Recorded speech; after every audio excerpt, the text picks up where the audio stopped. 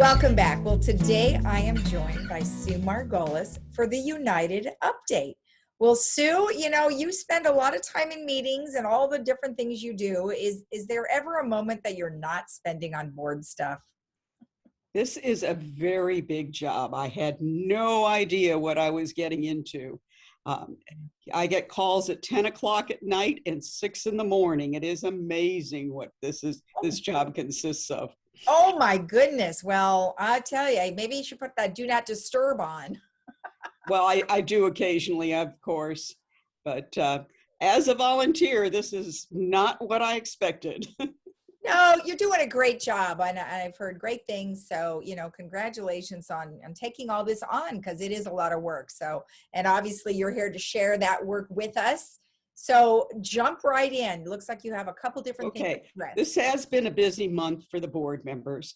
Besides the regular meetings, the Mutual began a budgeting process with a series of 14 budgeting meetings, workshops.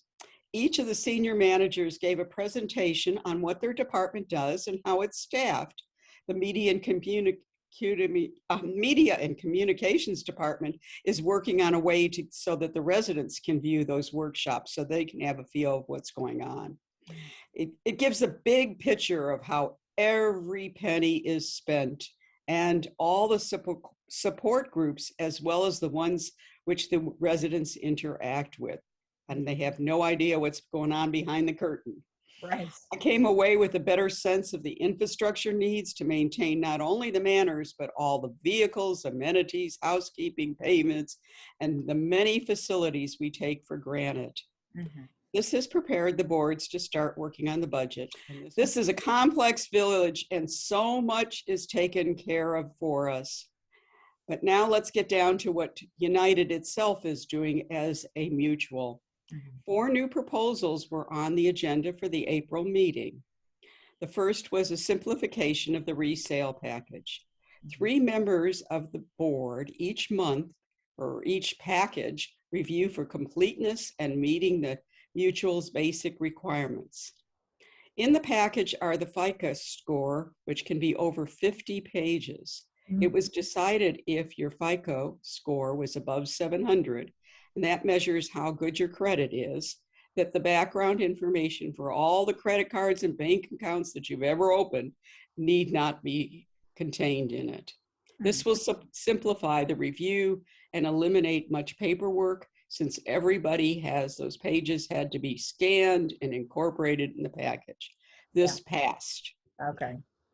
Next, because of many complaints about landscaping, the staff reviewed the types and frequencies of complaints.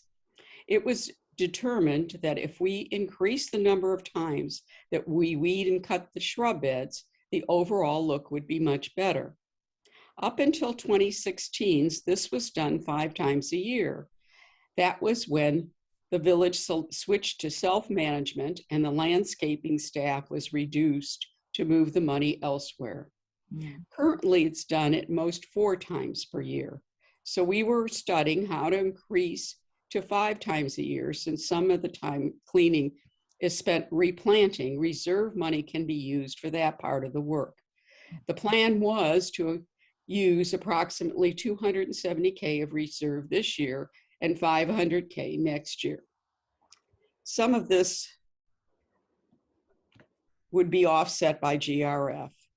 This would not affect the operating budget or the assessments this year. However, the board decided not to approve of this at this time. The reason for the no votes were there's always going to be complaints about landscaping. Most of the residents are happy with the landscaping, and if we don't do it, maybe they would get a smaller reduction in their next year's monthly dues.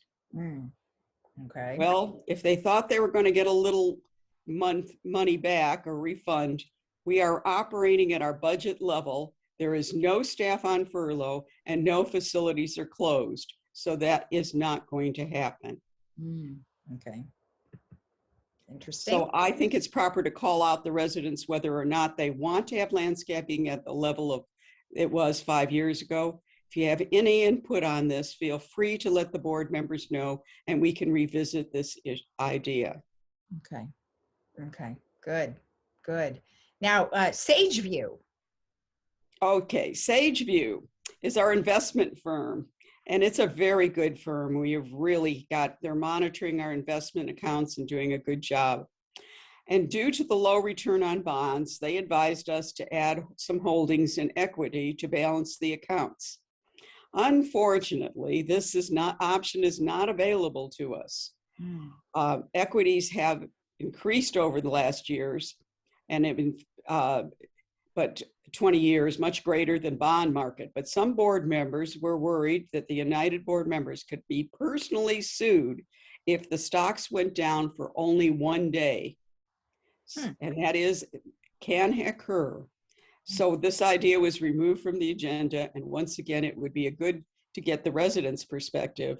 Please contact board members. But we could be sued individually for fiscal mishandling of funds. Wow. Is that pretty common across the board on any board? On any board, on any HOA board. Wow. And so we didn't do it. Yeah. I don't blame you. Finally, since United has two accounts, one for operating and one for reserve, it's possible for us to see better how our funds are being managed. Civil Code 5515 allows the association to borrow money from the reserve to cover operating funds if the board votes on it and if there's a repayment plan. The standard practice of our financial group is to borrow from the reserve to pay for the taxes. Since 6 months need to be paid and only 4 months have been collected. So from January to April, in April, we have to pay 6 months worth of taxes, and then again in December. Mm-hmm. This way, we don't have to use money invested or maintain a slush fund for this purpose. The finance department has been doing this for over 20 years, and it wasn't visible because we didn't have separate accounts.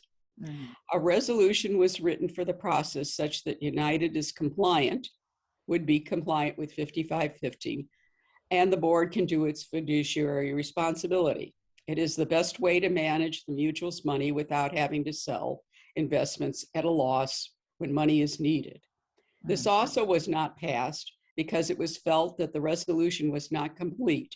A cash flow analysis of the current state and a plan for repayment needs to be part of it. Mm-hmm. This is a work in progress. And once again, if residents have an interest in this area, contact us. We're working very hard to bring the village into compliance to the Sterling Act, and we want your feedback on what you want us to do. Thank you. Perfect. Well, thank you so much. I mean, that's a lot of information, yet, the fact that you want to hear from residents, you want their input, and many of them have some ideas. So hopefully they'll share those with you. Thank you for having me on. All right. Bye-bye, Sue. Thank you. And we'll be right back after this.